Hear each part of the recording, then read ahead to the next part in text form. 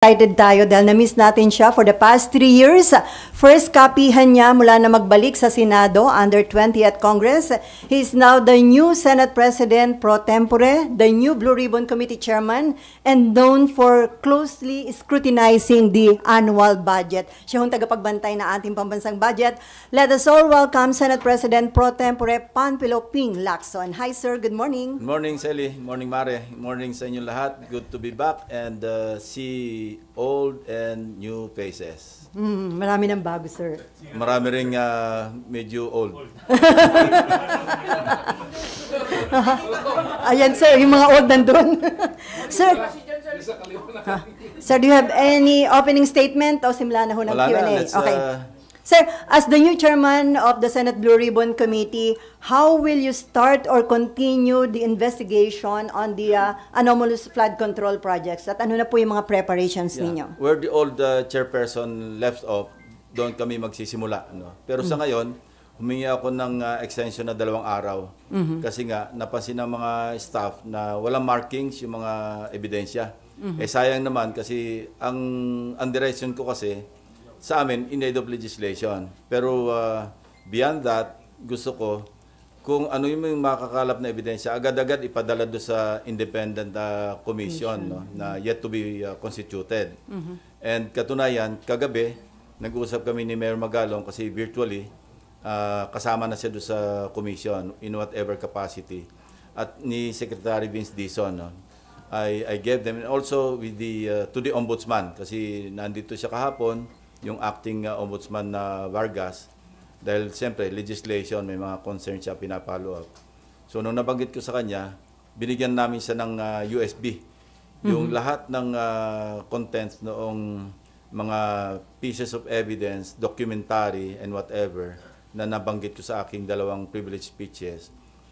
Dahil alam nyo, bisita ko rin nung nakarang araw, nung isang araw pa, yung Anti-Money Laundering Council. Kasi meron din silang pinopurso na legislation. Napag-alaman ko, hindi sila pwede mag-freeze ng accounts unless merong formal complaint na na-file. So, knowing that and upon learning that, sinabihan ko si Secretary Vince Dizon na kung pwedeng madaliin yung pagpapile ng complaint, at the very least complaint, not necessarily information na ipapile sa korte, kundi complaint lang, para yung AMLAC can proceed na mag-freeze na kagad ng mga accounts ng mga individuals concerned. So do you think may enough na ho na mga evidence para makasuhan yung mga dapat kasuhan, sir? Yung nakalap naming evidence, open and shut cases, and I enumerated, di ba, nung Tuesday, yung mga pwedeng kasong isampa laban sa kanila. Yeah, malversation, true falsification, and mind you, pag yun ang i-final, ang threshold noon is 8.8 million. Pagka more than 8.8 million pesos, no bail yun. Kasi reclusion perpetua, 20 years and 1 day to 40 years ang hatol.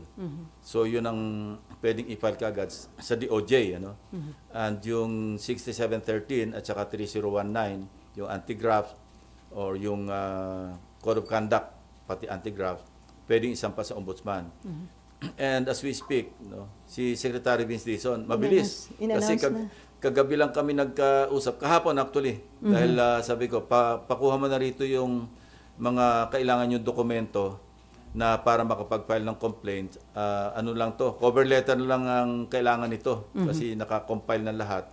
At kanina, napakabilis ng umaksyon. At sabi ko, agad-agad, after ma-receive yung inyong copy ng complaint sa Ombudsman o sa DOJ, mag-request na kayo ng pag-freeze ng account sa AMLAC. At HDO din, sir? Sa tingin ko, mangyayari yan within the day. Sorry. So sir, considering yung mga na-provide nyo na mga documentary evidence, sino po yung mga una na makakasuhan ni na Secretary Vince Dizon? Yung sa second privilege speech, maliwanag yon, yung 5 BGC Boys, mga signatories, Alcantara, Hernandez, Dumasig, JP De Guzman, JP Mendoza ba yan? Anyway, kumpista ako kasi may mga aliases pati yung mga San Diego, pati yung mga kontratistang na-identify yung SIMS at saka yung IM, at saka Wawaw. Sa first privilege speech, ganun din. May mga na-identify doon And hindi naman ito yung parang hearsay, kundi mahilig kasi ako sa resibo eh. Kapag gumalaw kami ng mga staff, sinisigurado namin na may kasamang resibo at pwede magamit sa pagpapile ng kaso. Hindi lamang sa pagpapile ng kaso, pwede magamit all the way sa prosecution hanggang sa conviction. So yun sir, makakasuhan na, yun yung may pinakamabibigat na kasalanan na meron ng hawak na mabigat na ebidensya laban sa kanila. Correct, yung malinaw na malinaw. Yung pagpasok lang sa casino, meron na yon yung PD 1869, di ba, as amended. At yun, pwedeng itawid doon sa RA 6713.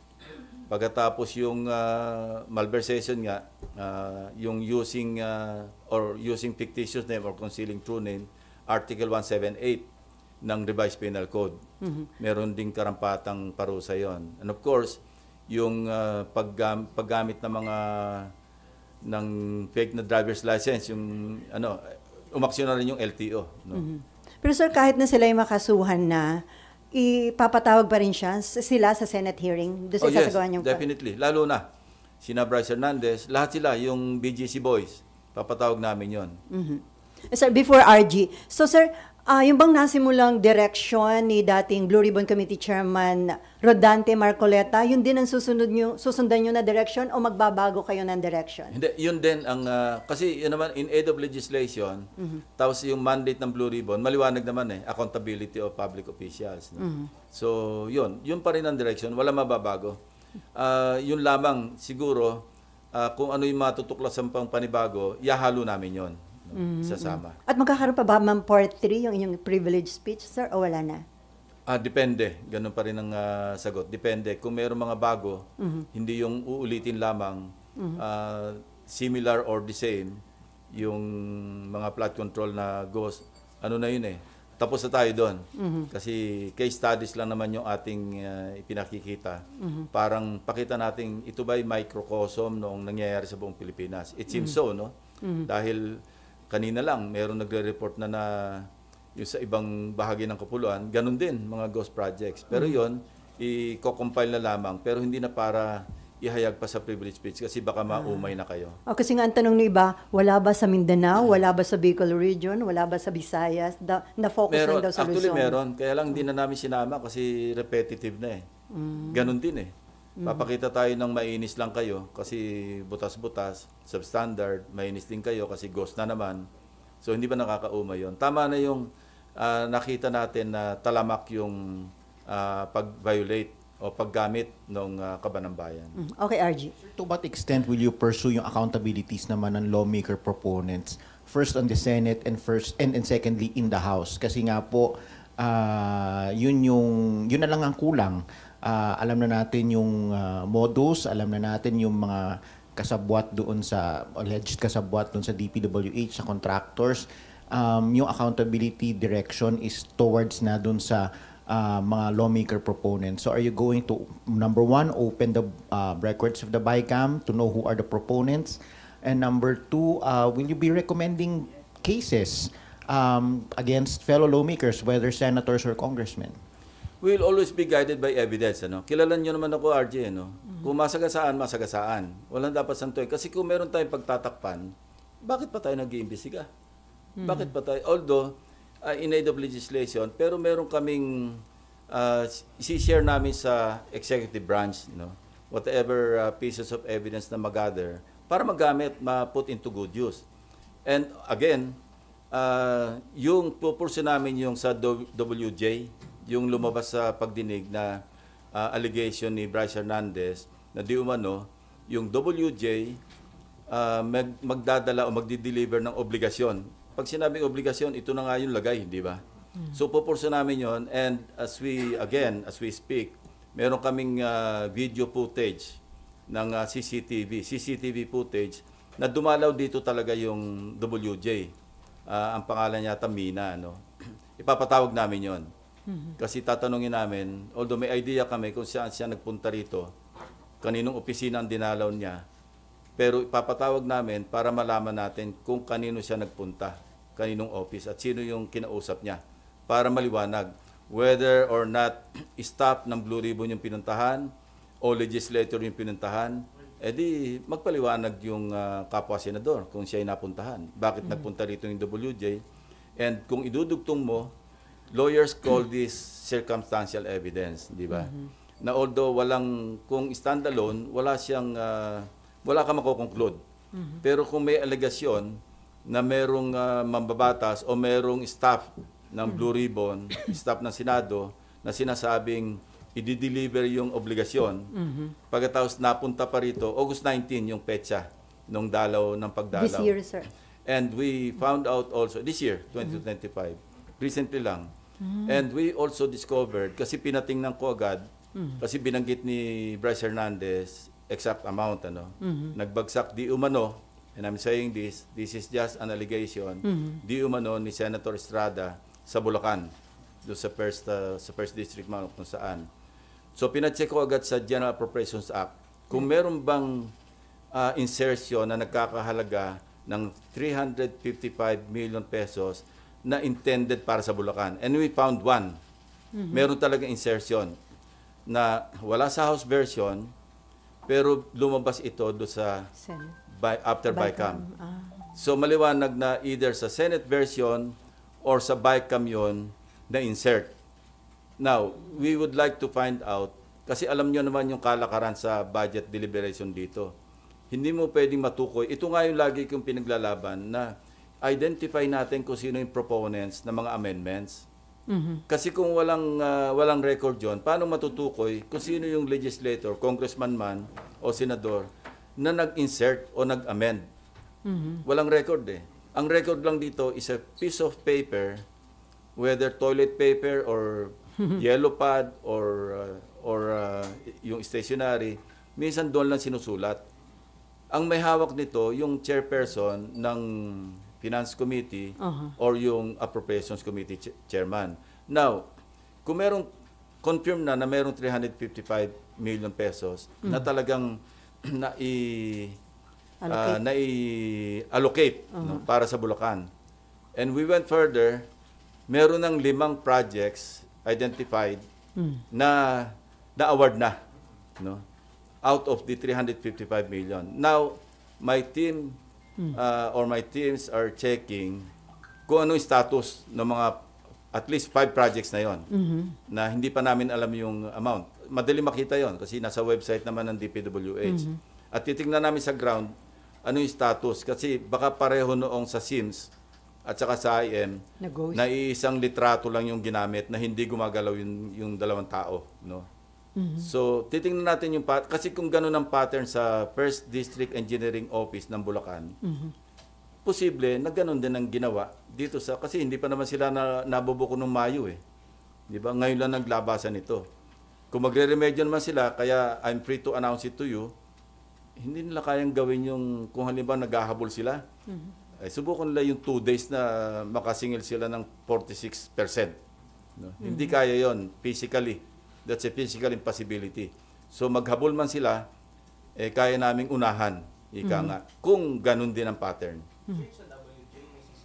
Ba ang Senado? And can we ask for a copy? Not yet. Ako, hindi ko pa rin nakita. It was just reported to me. Bago ikaw, RJ, ako muna. Pero invited siya sa next hearing, sir.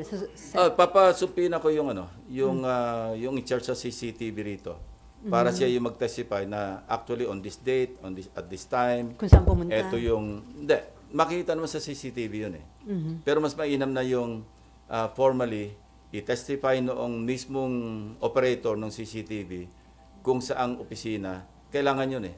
Kasi kung CCTV alone, hindi mo mapagsilita yun eh. Pero may initial info kayo, sir, kung kaninong office ng senator? Meron, pero hindi validated eh. Kaya mas magandang tingnan na muna. Sir, will you be inviting Pinasecure ko na yung footage. It's a good thing that it happened last August 19. Kasi ang lifespan ng footage, 1 buwan eh. Yes. Kung inabot tayo halimbawa September 20 ngayon, hindi na natin burado na yon. Sir, ipapatawag nyo rin po ba yung past chairman ng APRO or ng Finance? Interparliamentary courtesy. But yung Finance at least? Kasi papag-usapan natin si Senator Grace po para ma-identify kung saan or kung sino yung nag-insert ng 355 billion na yun. Kasi establish na natin nasa either sa Senate version or sa bicameral, sa BICAM, lumabas bigla yung, kasi wala sa NEP, wala rin sa GAB o sa House GAB, ano? So, ganon. Okay. In your privileged speeches po kasi you also referred to cases in past budgets that were covered by past leaderships by SP Soto in his first SP and SP Subiri. Papatawag nyo rin po ba yung finance share nung Tingnan panahon muna nila? natin kung ano yung mag-uugnay bago tayo magpatawag. Kasi papatawag tayo para tayo namamana sa buwan. Which hand ang tawag doon? RG, kailangan maghanap muna tayo ng ebidensya na maliwanag para may basihan tayo para magpatawag. No, hindi lamang yung ebidensya, kundi yung klarong ebidensya. Ang tawag ko nga doon, resibo. Hindi ako nagre-rely doon sa mga sabi ni barangay chairman, sabi nitong si ganito. Hindi po pwede yun kasi maski sino pwede magturo Before Nympha and Daniel, sir, tama ba na ang maging coverage lang ng investigation tungkol sa anomalous flood control project ay from 2022 to 2025? Hindi.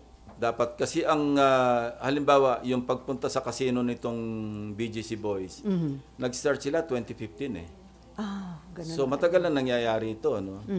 Pagkatapos yung nasundan namin yung at lalabas ito siguro pagka halimbawang may legal na pamamaraan na yung Anti-Money Laundering Council maglabas ng resulta ng kanilang pag-freeze ng accounts kung hindi ko sigurado kung confidential ito, kung classified material yon o hindi. Makita naman natin doon yung takbo kung saan pinakamaraming transaksyon, halimbawa Diskaya, Couple, ano? Kasi as far as I know, meron silang mag-asawa na separate bank accounts. Kung anong period lumobo yon, ibig sabihin doon sila na mayagpag. No? And makikita natin yon sa susunod na kabanata. At sir, bilang kayo na ngayong Blue Ribbon Committee Chairman, meron na bang mga lumalapit sa inyo na nag-express ng intention na maging star witness o kaya whistleblower tungkol sa mga iba pang involved dito sa flood control anomalies? Even before I was elected na chairman ng Blue Ribbon, marami lumalapit after my first privilege speech. No? Yung iba, siyempre, sinasala namin, ano bang motibo nito?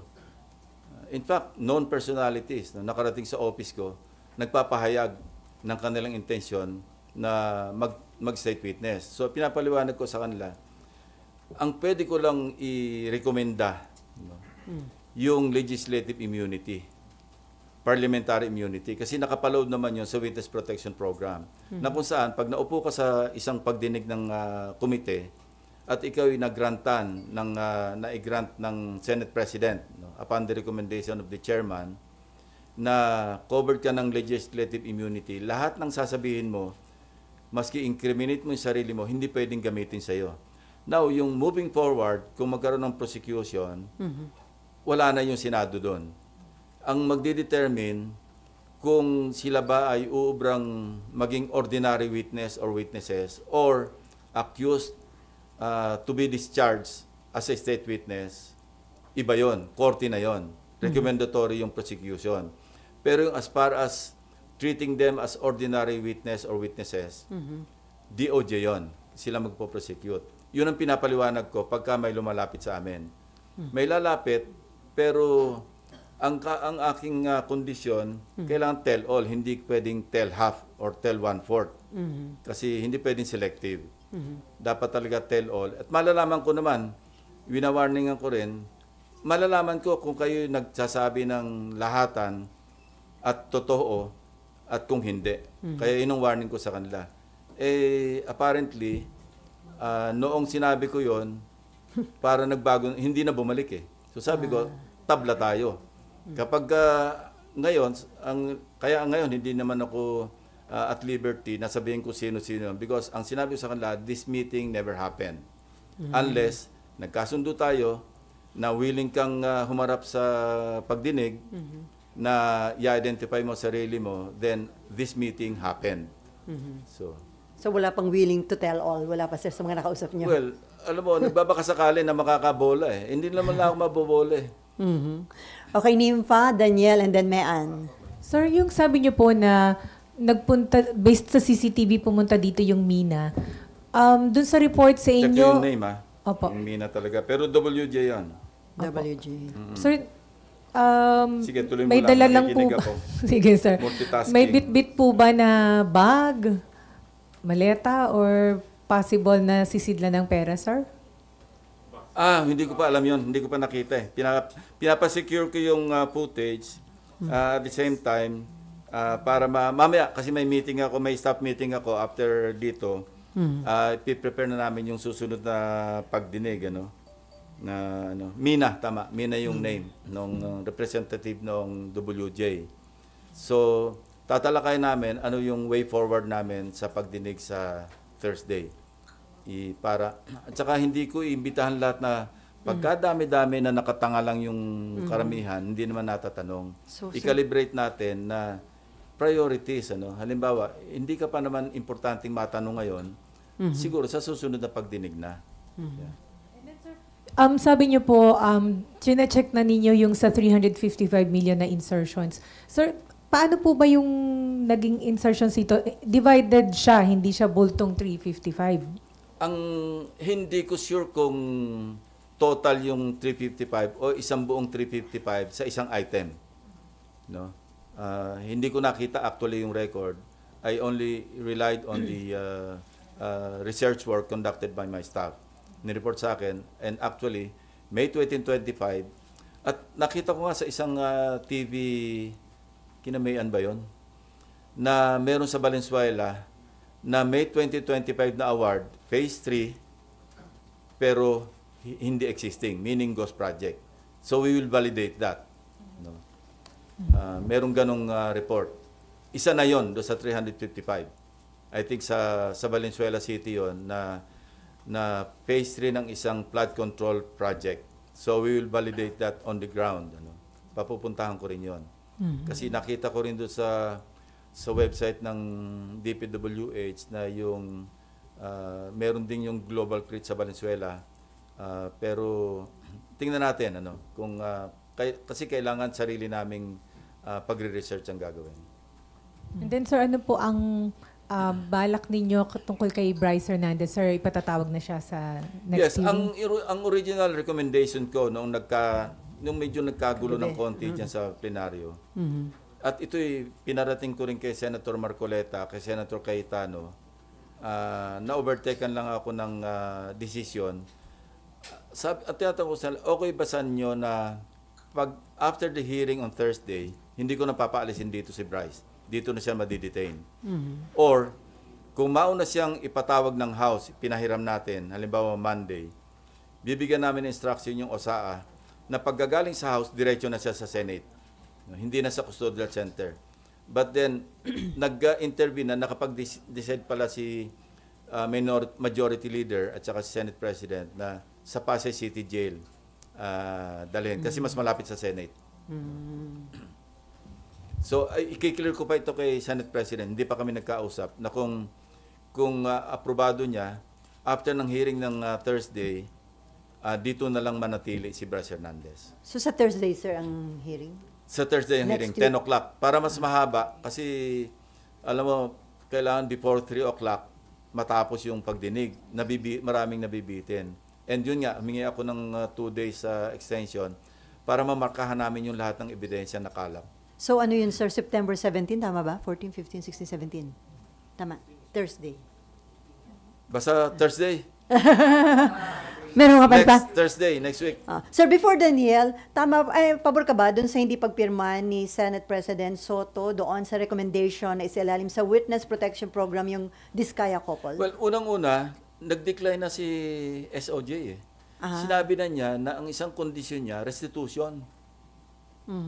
So, nag-usap din sila ni Senate President, kaya siguro yun ang naging basis ni Senate President Soto na hindi niya napirmahan yung recommendation. In the first place, hindi na updated yun eh. Kasi nag-recommend doon yung dating Senate Blue Ribbon Chairman. Dapat yun i-update. Kung i-affirm ko yun, ako yung magbabalidate, ako yung magpipirma bilang new chairman. Hindi na. Outdated na yun eh. Pero dahil nga nagkausap sila nasabi sa akin ni Senate SP. President, na nagkausap sila ni Secretary Boying Remulla. At yun nga, hindi raw papalusutin. So, anong use na i-endorse mo pa yun? Di ba? Pero sa tingin niyo qualified hindi yung mag-asawang Diskaya, sir? Kasi nag-retract sila Pagdating sa House, iba naman ang sinasabi. So how can they qualify kung hindi definite yung kanilang testimonya? Pag nasa House, iba sinasabi. Pag naandito, iba. No? So, anyway, titingnan natin. Baka dumating yung punto na pag naandito sila, mag-tell all, i-evaluate natin. Hindi ko sinasabing definitely, pwede nating endorso sila sa Witness Protection Program. Pero kung parang opportunistic lang yung kanilang pakay para sila'y malibre sa kaso at saka hindi namin call yun Call yun at saka kung susundan natin yung proseso, unahin na muna natin yung magkaroon sila muna ng legislative immunity. Matetest natin yung kanilang credibility as a possible state witness. Kung depende sa kanilang testimonya. Kasi kung merong magpa-fact check sa inyo, magagaling kayo mag-fact check, at merong kulang at meron silang inumit doon sa kanilang testimonya, pwede hindi sila pumasa as a state witness. No? Kasi ang isang dyan, of course, pwede silang pumasok, possible, pero hindi tayo sigurado doon sa not the most guilty. Second, yung materiality ng kanilang testimonya na kayang i-corroborate ng independent evidence. Yun yung mga patakaran So kung meron silang tinatago, papayagan ba natin para lang maligtas yung sarili nila? Ang laki rin ng kanilang dapat pananagutan, di ba? Okay, Danielle, and then Mean, and then John, and then Marlon. Hi sir, good morning. Sir, marami ng mga characters na lumalabas doon sa flood control scandal. Pero sir, sa tingin nyo ba, sino ba yung somehow na parang maging state witness? Saan nakikita nyo, sir? Sa ngayon wala pa kasi ngayon pa lang ako mag-hearing. Kasi ako, hindi lang yung record, gusto ko makita yung demeanor ng tao. Alam mo, hindi man ako West, pero ganyan yung mga judges Kaya importante yung physical presence. Minsan nga, di ba, pag Zoom lang, hindi mo pa makita kung ano talaga yung kanyang demeanor Mas importante yung kaharap mo, tinatanong mo, more or less mag-gauge mo kung binobola ka o hindi ba? So I cannot at this point in time conclude or even make a judgment kung uubra ba silang state witness. Sir, isang question na lang. Sir, lumabas na doon sa expose niyo yung MBB. Ipapatawag nyo rin po ba si dating Secretary Bonoan? Tsaka nakikita nyo ba talaga yung involvement niya doon sa flood control scandal? Una, gusto ko i-correct yung si Mark. Saan ba si Mark? Wala rito. Mark Medyo Ayabian. nagulo yung report niya. Medyo mali yung understanding. Walang direct on record. Hindi ko sinasabing definite ito. Walang involvement yung mga anak ni Secretary Bonoan at Undersecretary Bernardo doon sa Global Crit Builders. Wala. Yun, pagmamayari yun ng mga maglangking. Ngayon, kung merong sila mga proxy doon, yung dalawa, Undersecretary Bernardo and Secretary Bonoan, hindi ko alam yon kasi wala naman sa record. Ang maliwanag na nasa record, yung mga anak ni Maglangke, Bernardo, at saka Bonoan. Yun, sinigurado ko yun kasi ang nakalagay lang doon is Fatima Gay B. de la Cruz. So, nung chinek ko yung B, Bonoan, hindi pa ako nakontento doon. Anak ba talaga ni Secretary Bonoan si Fatima Gay? Baka kaapelyido. So, we research further, yung asawa nung si Secretary Bernardo, Sulit. Ang maiden name ni Fatima Gay, Sulit. Sobrang coincidence na yon. Not to conclude na anak niya. And wala naman tayo narinig na denial. So, ang doon, kaya sabi ko, kayo na yung mag-connect the dots. Kasi kung ganong kalapit si Maglangke, the contractor, na hindi nag-divest while serving as mayor, kay Secretary Bonoan, saka Yusek Bernardo. Remember, si Yusek Bernardo, kamakailan lang ito nag-early retirement because of, again, allegations or accusations ng irregularities. So kayo na mag-conclude kung bakit napakaraming kontrata ng Global Crit Builders. Sabi niya, siya nagsabi ako'y kilalang kontratista na bilyon-bilyon ang aking kontrata sa buong Pilipinas. Pero sir, so far, wala pa kayong nakikitang direct involvement ni dating Secretary? Wala, yung direct. So far wala. Yun lang. Sabi ko nga sa inyo, kayo na mag-connect the dots. Pero sir, dun sa interpellation sa inyo ni Senator Marcoleta, ang sabi niya, parang malapit nang sabihin ni Undersecretary Cabral na ang impression niya, yun yung utak ng sindikato sa DPWH na yun daw ginagawa niya, may basbas ni ng dating secretary? Parang yun ang sinabi Sana pinurso niya, sayang. Di ba nabanggit niya yun? Na... Sana pinurso niya, siya yung chairman eh. So bakit sa tingin niyo hindi niya na-pursue? Yun ang Kulang hindi ang ko alam. oras? Siya yung tanongin niyo. Okay. Mayan. Hi, sir. Good morning. Sir, let me go to Bryce Hernandez muna. How credible is he, sir? I mean, from here until house, ang sinasabi lang niya, laging utos sa kanya, nayayaya lang siya ni Alcantara. From my vantage point, hindi siya credible. That's my opinion. Based on what I know about him. No? Kung siya niyayaya lamang, paano siya nakapag chips to cash to chips na billion? Saan ang galing yun? Niyayaya lang siya, pantaya lang siya ni Alcantara. May sariling taya si Alcantara eh. 1.4 billion nga yung kanyang cash to chips eh. Imagine, for the past 3 years yun, hindi naman ito one time na nagpapalit ng 1.4 billion. Pero from 2023 hanggang 2025, ang record sa mga casinos, the different casinos, imagine 1.428 billion yung pinalit mong cash to chips. Saan ang galing yun? Si Bryce Hernandez naman, billion din yung kanyang chips to cash. Bukod pa yung cash to chips. Saan ang galing yun? Oh. So, sir, dapat pa ba siyang ipatawag at paniwala? Papatawag. Definitely. Gusto ko maliwanagan yung sinasabi niya na delivery ng obligasyon. Anong ibig niya sabihin? Gusto ko i-pursue yun. Kasi nandun sa cellphone niya eh. Para maging part ng official record ng Blue Ribbon. Kasi doon, hindi naman namin record yun eh. Record ng TRICOM ba yan o yung accounts ng house. So, we want to formalize it. We want to make it official na yung kanyang testimony sa Blue Ribbon para magamit namin sa aming pag-pursue ng legislation and para magamit ko rin do sa sayang naman yung pakipag-ugnayan ko kay Secretary Dizon kasi very close ang coordination namin. Halos araw-araw nag-uusap kami. Yung nagpunta nga siya ng Mindoro, nung nagpaalam siya, sabi niya sa akin, bukas pupunta ko Mindoro. Agad-agad, sabi ko, ipadala ko sa iyo yung kopya ng first privilege speech and the documents that we gathered. Kaya tukoy niya nang puntahan yung Sitio Dike eh. Sir, gaano ka possible yung money laundering dahil doon sa cash to chips, chips to cash? Very possible. Very possible.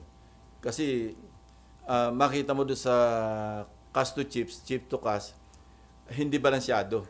So meron kaming report, yun ang kailangang ma-validate na maglalaro sila, magpapapalit ng cash to chips, tapos magpapatalo ng kaunti, ipapalit yung chips to cash, papalabas na panalo. No? And this will be validated by the flow of incoming and outgoing transactions sa bangko. No? We're not yet there. AMLAC ang magpapatunay nun. Kaya, sabi nila, kaya namin sundan yan, hihimayin namin yan para ma-establish yung pattern. Kailan sila nagpunta ng casino, magkano pumasok sa bangko, at magkano lumabas.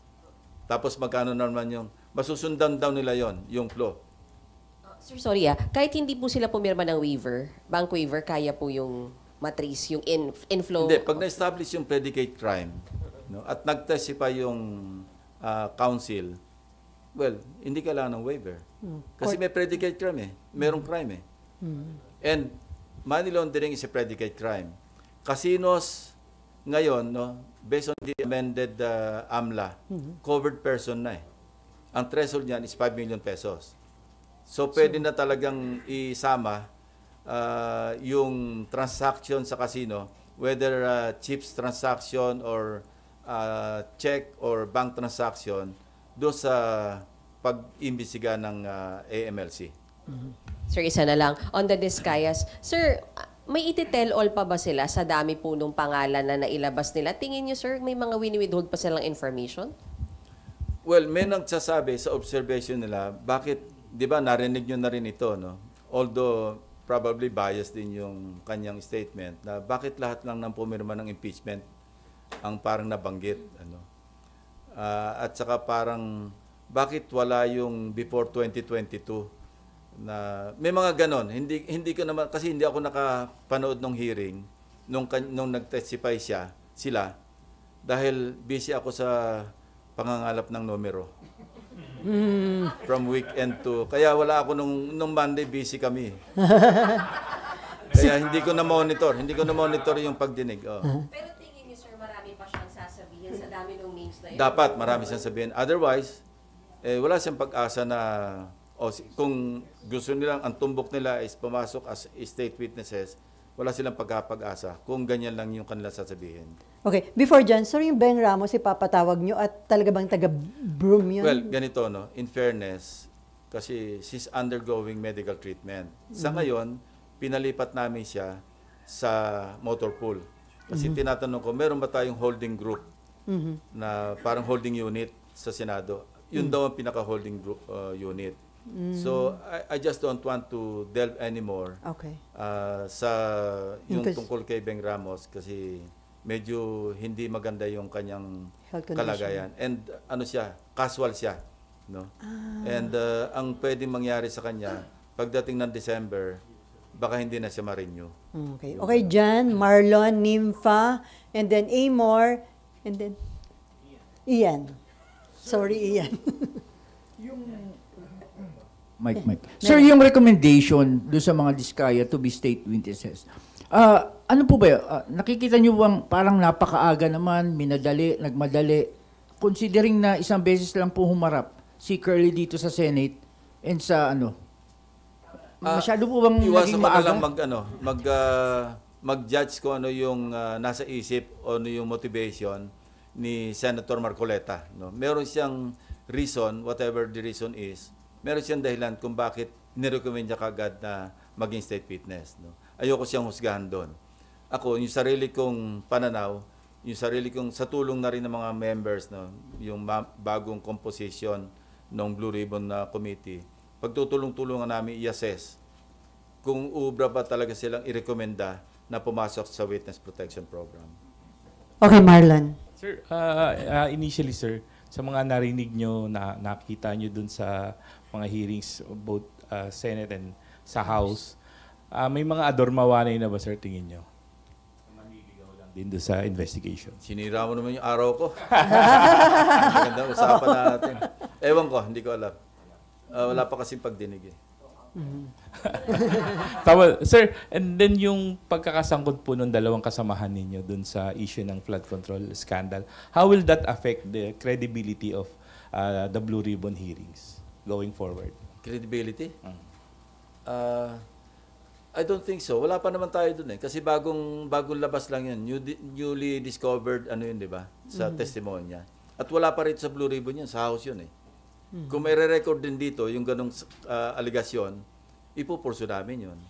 Nasabi ko na nga kanina, ang attitude ko lagi, wag tayo magtakip kasi mawawala ng credibility yung ating ginagawa investigation. Pero how do you handle that kung may kasamahan po kayo? Ba, nandun sila, nagtatanong sila, nandun yung nag-aakusa sa kanila? Blindfold approach. If you know what I mean. Okay, before Nympha, sir, marami nagsasabi, di ba, nagkaroon na tayo ng pork barrel scam, tapos andito na naman, may panibago na naman tayong ganitong controversy at mas malaki pa po yung amount involved. May mali po ba? Well, Bakit nothing nauulit? can mollify, nothing can appease our people, especially this time. Kasi parang cycle, vicious cycle eh. After so many years, eto na naman. At sabi nga ni Secretary Dizon, this is even worse than the Napolis issue. Galit na yung ating mga kababayan. At na-inspire pa sila noong nangyayari sa ibang bansa. Huwag naman sana tayo umabot na mag-escalate sa ganung punto. Hindi maganda para sa bayan natin yon. So dapat gawin ng pamahalaan ng gobyerno ang lahat na magagawa para talagang walang cover-up, parang lahat kung saan tayo makarating, logical conclusion. And I believe in the, in the sincerity, in the political will ng Presidente, unless proven otherwise.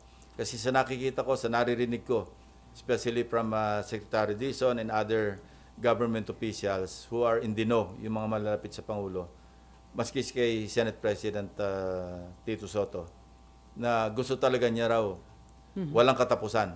Yun ang binitiwan niyang term. Galit na rin, maski sinong tamaan. Yan din ang kanyang attitude.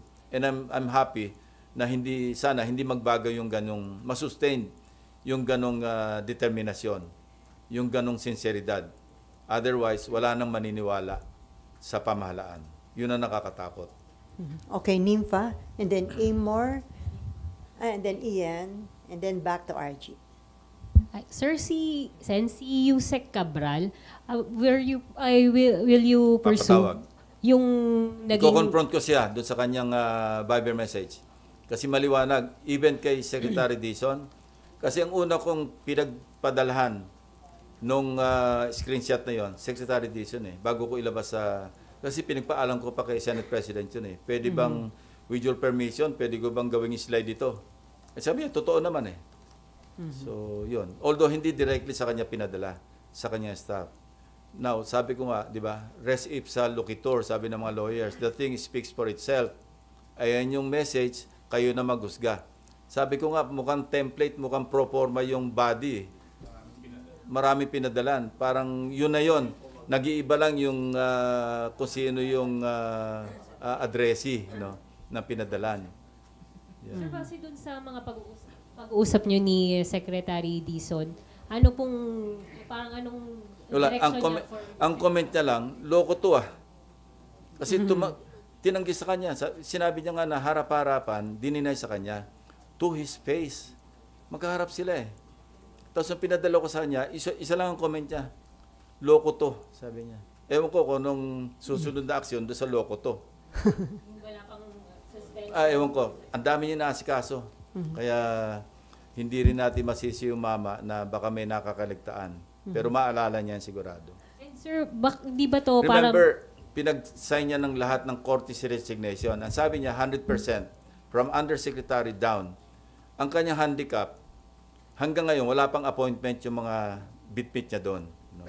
And I know na yung may mga dala siya doon na matitino. Kasi yung isa doon, naging tao ko sa PNP. Yung dating OTS, si General Bisnar. I know him na talagang, all the way yan, and I can vouch for his integrity. Unless proven otherwise when he's already in the DPWH. But yung kanyang career, nasundan ko yon hanggang sa mag-general siya, talagang iba yung niya. Para si Mayor Magalong yan. Sir, hindi ba pwedeng parang mag-branch out tong issue na to DBM kasi insertions ng budget yung... Tatanungin ko rin si Secretary Mena. Kung, kasi sila yung nagre-release ng pondo sa ahensya, di ba? Para lang maging formal, maging on record na yung 355 or part of it na-release niya. Kasi part ng I think part ng for issuance of SARO. Ang huli naming tingin, parang part yun ng 142 billion na na-insert ng Senate do sa BICAM. So, hindi ito validated for further validation. Initial examination would suggest that na yung 355 billion, part yun ng 142 billion na Senate insertion sa BICAM. Okay. Anyway, before Amor, sir, do you receive the same information na yung the office ni Cabral madalas may mga bisitang politiko? Wala akong ganong information kasi hindi ako nakakadalaw sa office niya. Amor. Hello po, Sen. Dito po. Sorry, ang liit ko. Tumayo ka na kaya? Kaya grabe naman, sir. Yan ang mahirap pagka yung maliit nasa likod. Kaya nga, sir, hindi ako nakapag-reserve. Anyway, Sen, to clarify po, ipapatawag po ba sina Secretary Bonoan, even Maglangke and Bernardo sa susunod na hearing? Because although you said na wala silang direct link, ay may possible conflict of interest. Not this Thursday, probably next hearing or hearings. Why, sir? Bakit po? May mga dapat pang, kasi kung papatawag mo, hindi naman maasikaso, sayang din yung oras ng mga tao Kaya nga, sasalain muna namin, hindi lahat ng top 50 na nabanggit na Pangulo, laging naandyan Hindi naman lahat ng kailangan sa DBM, kailangan present sila dyan. So, i-calibrate natin para maayos lang yung salansan ng tanungan, pati yung salansan ng mga resource persons. Sir, balikan ko lang po yung yung sinabi niyo po na na-confirm po ninyo yung 355 million pesos na budget insertions. Does that mean kahit papano ay credible yung information na inilabas ni Bryce Hernandez? That would add to the credibility. Kasi exact yung amount. Nung chinek namin, indeed, meron talagang 355 billion na wala sa House version, wala sa NEP. So either sa Senate version or sa BICAM. Yun na insert. Ang next na lang po na ipe-pursue talaga ay sino yung sino yung proponent nun? Yun ang bigger challenge because walang record. Walang record kung sino yung... Kaya nga, lagi kong, di ba, doon sa interpellation ko doon sa Senate Concurrent Resolution, kulang yung transparency. Kailangan malaman natin sino ba yung naka-record din, sino yung individual proponents noong mga insertions, noong mga amendments. Nang sa ganon, tukoy natin pagka may nangyaring problema doon sa proyekto, alam natin kung sino nag-insert, lalo na kung ghost. Kung ikaw ang nag-insert dyan, ikaw ang proponent ng amendment, dapat binantayan mo yan. Dahil meron kang shared responsibility para malaman na yung inamend mo, tuloy-tuloy, maayos yung implementation. Although wala kaming participation sa implementation, pero meron kaming oversight function, yung Senado, yung Kongreso. Sorry sir, last na po on my end. Sir, kung walang record, ibig sabihin possible for the proponent to just get away with it? Possible. Wala kang record eh. Kaya nga, moving forward, kailangan maging transparent all the way, every step of the way, from the NEP, yung NEP taken care of. Kasi sinabi na ni Secretary Pangandaman noong DBCC hearing na meron na silang hub, transparency hub, pero hanggang NEP lang. Kaya sinasuggest ko, isagad na natin hanggang sa, kung pwede hanggang implementation, na merong participation, at least sa monitoring, yung public. Diba? Sabi niya, meron yon. And the public can even upload photos. Kung sa tingin nila, hindi na updated yung photo na in-upload ng agency na nag-implement, pwede yung public mag-participate kasi open to the public na i-upload nila yung photo para ma-update yung mga status ng mga proyekto. So sa 2026 budget, gagawin niyo sir para clear na kung sino yung proponent? Kaya nga, pinapa-approve ko nga kasi ang timeline nila is 3 years.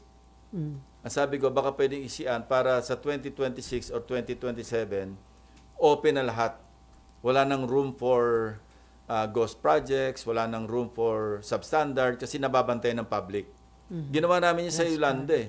Meron kaming yung naggawa kami, ginasusan ito ng UNDP at saka ng I think World Bank. Malaki yung gastos, yung empathy, transparency hub, yung why doon Yolanda eh. Ipinamana namin to, iniwanan namin ito sa NEDA at that time. Na kung pwede, kasi ang sakop lang noon, lahat ng projects, mga PAPs sa Yolanda Corridor.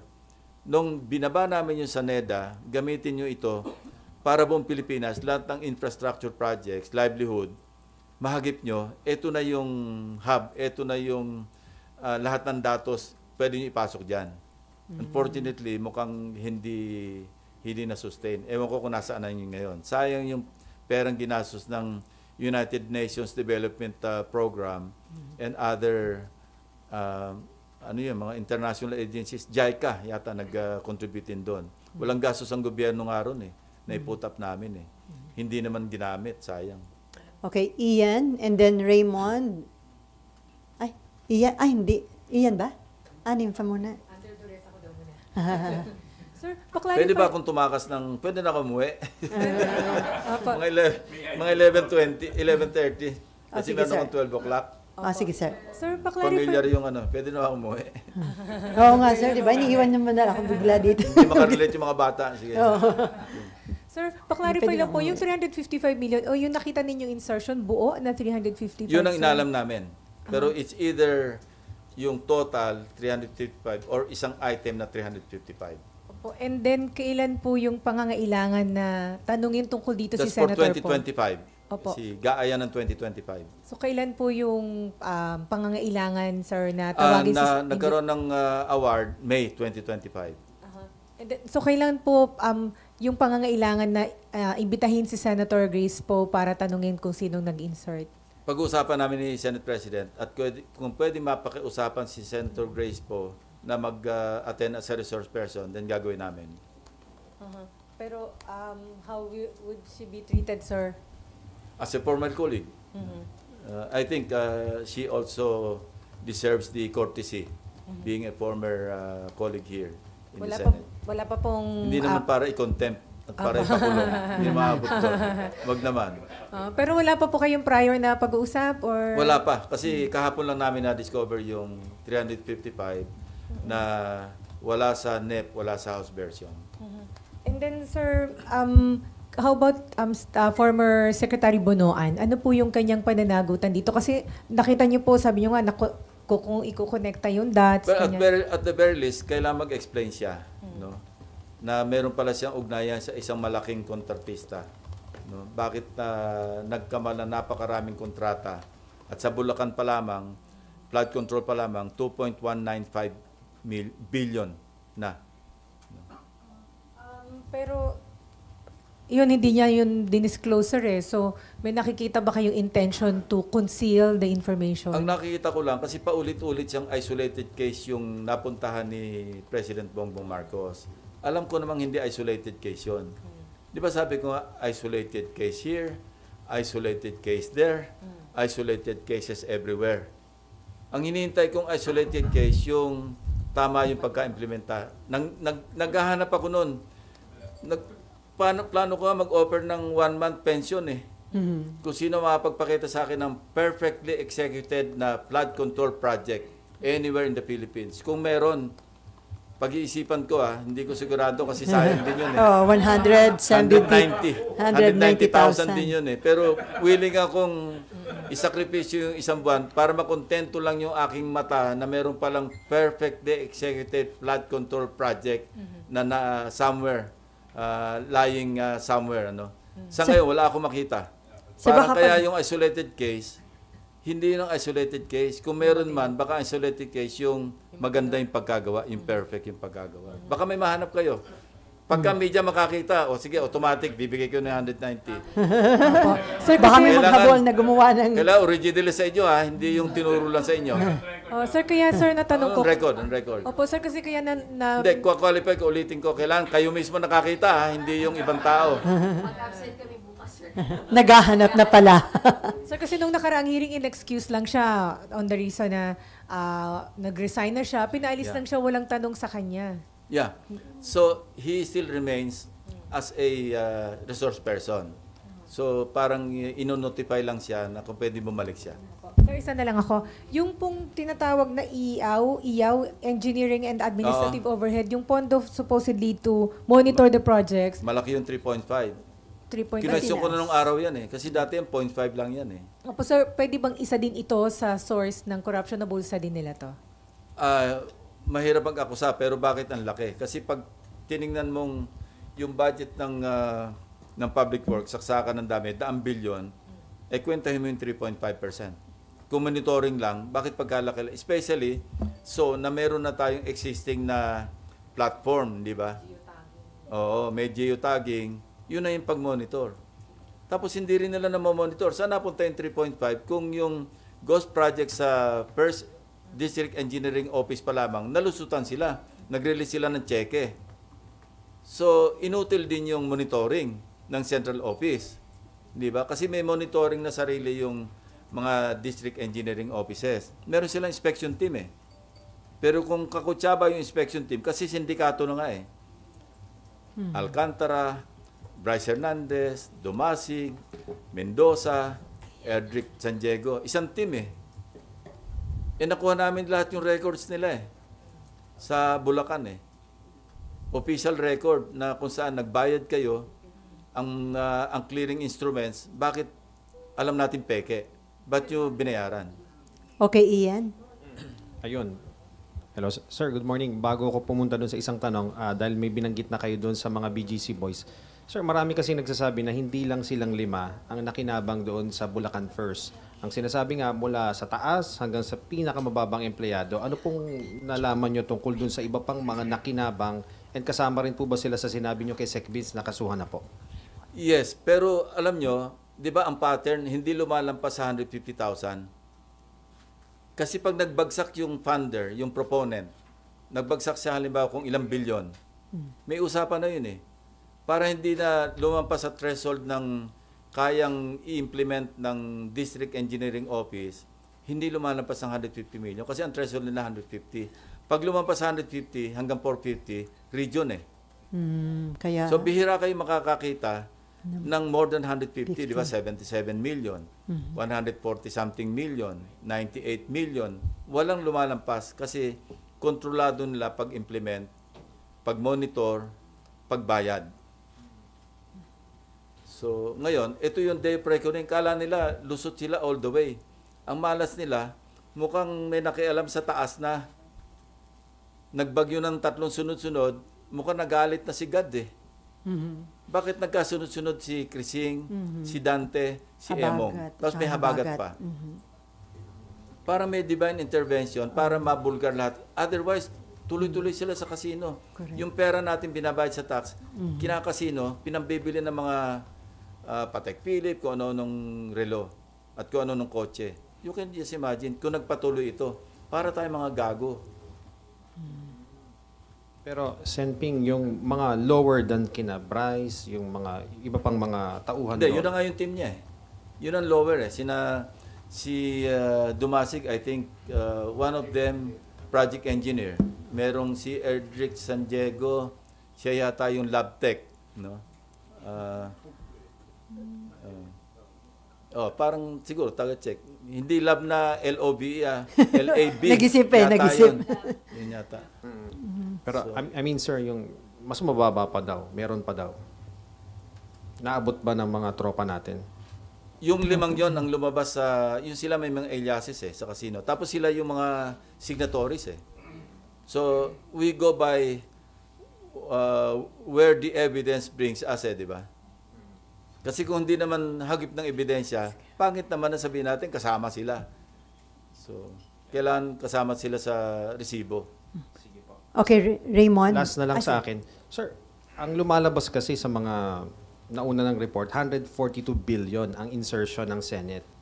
So, Yes. do you think... Baikan pa lang yon. Oo, pero do you think hindi lang 2 senador ang pinag-uusapan natin dito? And I don't know. paano kung mas maraming senador pa nga ang I lumabas? don't know, mawalan kami ng quorum.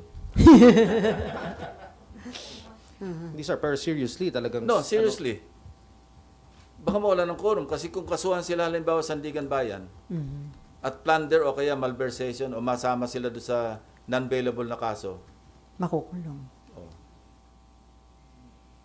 hindi ko sinasabing aabot sa walang quorum.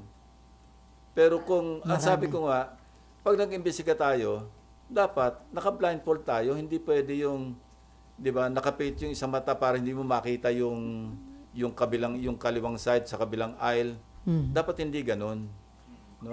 I think our colleagues understand that, no? Where I'm coming from. Kasi ba't pa tayo magsasagawa ng investigation kung mamimili lang tayo? Parang hindi naman fair do sa pinili natin, di ba? So yung probability na maraming senador yon kasi No, sabi nyo nga 355. I won't get there, no.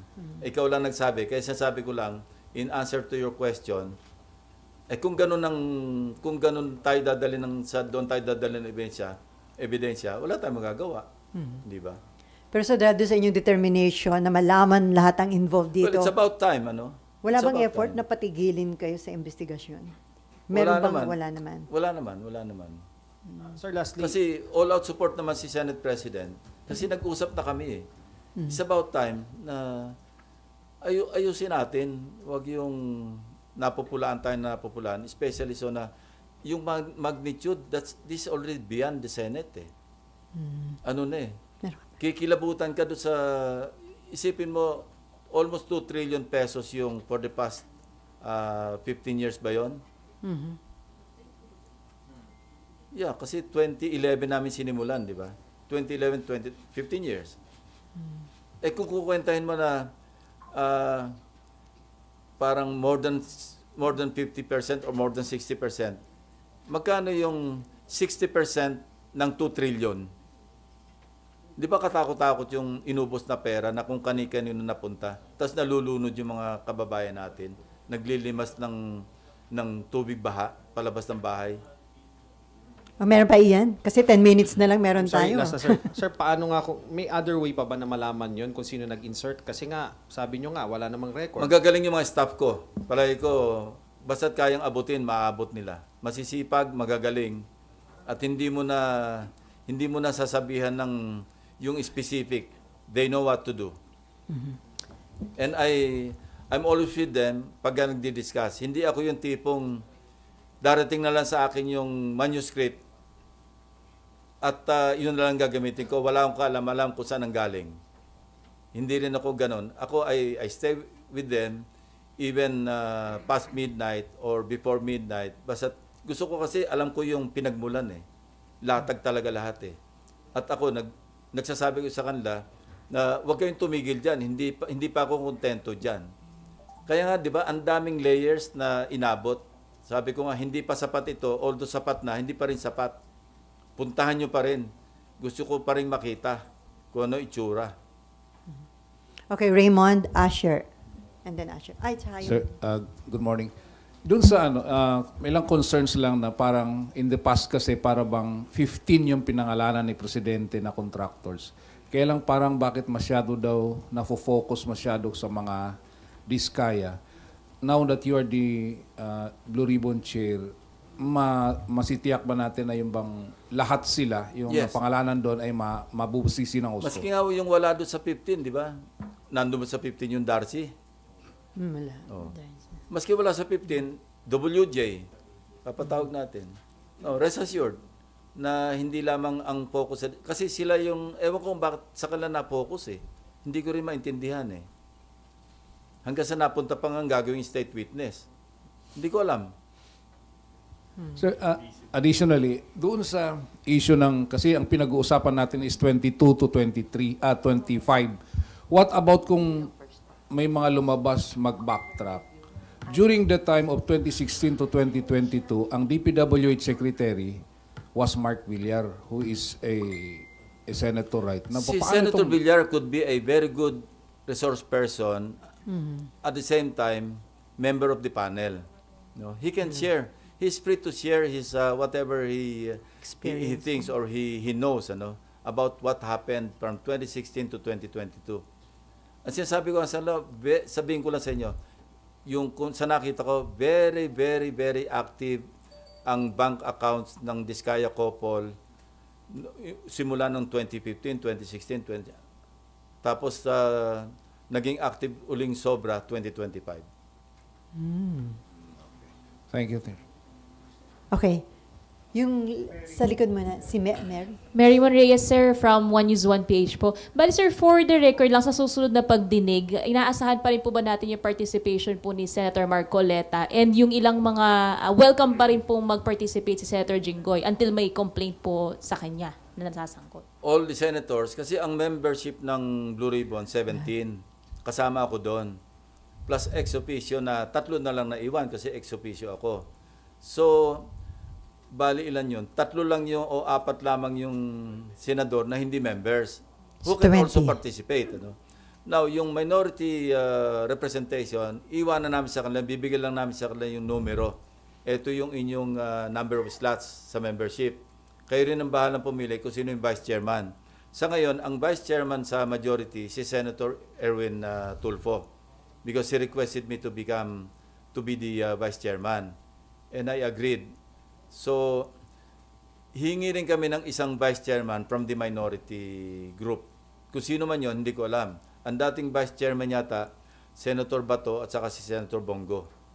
Now, if they would like to elect a new vice chairman, pero nilimit ko na lang sa 2 vice chairman. Katakot-takot na yung mga vice dito eh. 3 yung vice chairman sa Blue Ribbon. So sabi ko, 2 na lang, isang majority, isang minority. Pero wini-welcome pa rin po natin yung participation ng ilang Because they are nasasangkot. senators. Until po may complaint or case na ipa-file against them po. Tsaka po. Maski merong cases filed, they can still participate because that's their right. Until convicted, wala na silang karapatan kasi convicted na. Asher? Final conviction, Okay na. meaning Supreme Court, yung affirmed by the Supreme Court. Okay. Okay, before Mean, sir, sabi nyo, hindi pwedeng minosen yung minority block dahil 9 yung members. Ilan na nga kailangan, pwede nang magpalit, Yun ang diba? sinabi ko kay Senate President. Sabi ko, 15 tayo, siyam sila. Huwag mong minosen yung 9. And ang attitude din ni Senate President, ito na pag-usapan natin. Huwag natin baliwalain kasi mga kapwa senador yan. No? Tratuhin natin sila, ikaw, kasi you are the Senate President of the entire Senate, of all the 23 other senators. Dapat yan, and he agreed, ganyan naman talaga yung attitude niya, no? Na hindi po pwedeng Senate President ka lang na majority. Pero ito pa yung isang, with a warning, manipis yung 15 against 9. Baka bukas makalawa, ikaw naman yung kinuko. No? Kaya yung naging biruan nga dyan, wag mong kukunin majority leader si Joel Villanueva kasi 2 beses ng majority leader yan na nakuko yung kanyang Senate President. Pero so, doon sa Aminado naman siya eh. Kaya ito si Senator Alan Peter, gusto niya i-volunteer na majority leader si Joel. Kay Senate President Tito. Pero so, doon sa naging complaint These kahapon. are light moments lang ito. Pero doon sa naging complaint ng minority, doon sa naging decision tungkol kay Bryce, sa tingin nyo, doon napakita rin yung mahusay na leadership ni Tito Sotto na ang naging ending, pinalipat sa Pasay City Jail. Yes, parang sabihin natin Solomonic, pero temporary yun eh. Kasi pag-uusapan nga namin, after ng hearing sa Thursday, or even before, kung hiramin siya ng House, ang recommendation ko nga is diretso na lang dito sa Senate. Mas mainam na rin dito, at least wala na tayong gastos sa gasolina pag may hearing, may escort pa. Mas mainam na nandito kasi meron naman kaming facility rito. Okay, Maan. Sir, sabi nyo kasi kanina, hindi lahat priority na imbitahan yung mga contractors. Sino lang po yung priority sa Webes na harap? Pag-usapan pa namin mamaya. Kaya nga, pakawalan nyo na ako kasi may meeting ako. Sir, pahabol daw isa si Malu. Sir, kasi sabi niyo na mayagpag yung mga diskaya, 2016 to 2022. Sir, senador po kayo nun, hindi niyo po natunogan that time? Hindi namin kilala si Diskaya noon. Ngayon nga lang nagsulputan eh. Okay. Kasi yung contractor hindi pa naman lumalabas kung sino-sino, di Sir, ba? pero yung pagsisingit sa budget? Marami na ako na-check noon eh. Siguro nabawasan lang. Marami ako na kaltas noon, year in, year out.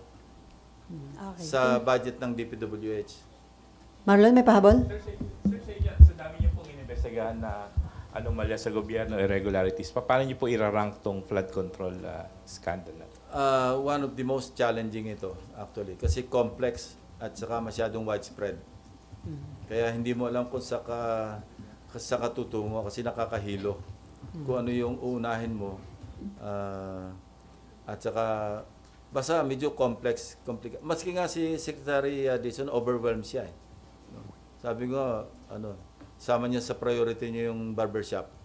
Kasi mukhang hindi na nagpapagupit yung mama. Is it also the worst that you've seen so far? I think so, yes. Even worse than yung Napoles na, yun din na observation ni Secretary Dizon sa kanyang based sa experience niya. At sir, panghuli na lang sir, ngayon kayo na ni Senate President Sotto nasa posisyon, do you think mapapabilis na ho yung completion ng Senate building? Wala si Mabe, ako na nagtanong in behalf of Mabe. Yes, we elected Senator Loren na siya yung accounts chairman. At tubilis siya, sabi ko, tulungan na lang kita. Kasi ang tradisyon, pagka Senate President pro tempore ka, isa lang yung committee dapat hawakan.